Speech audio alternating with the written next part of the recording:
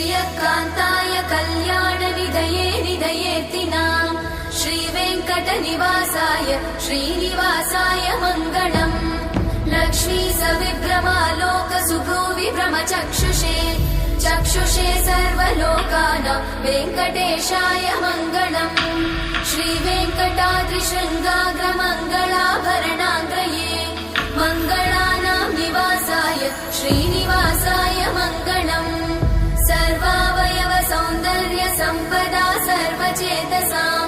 सदा सम्मोहनायास्तु वेङ्कटेशाय मङ्गलम्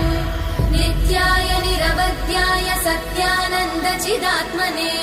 सर्वान्तरात्मने श्रीमद् वेङ्कटेशाय मङ्गलम् स्वतः सर्वविदे सर्वशक्तये सर्वशेषिने सुलभाय सुशीलाय वेङ्कटेशाय मङ्गलम्।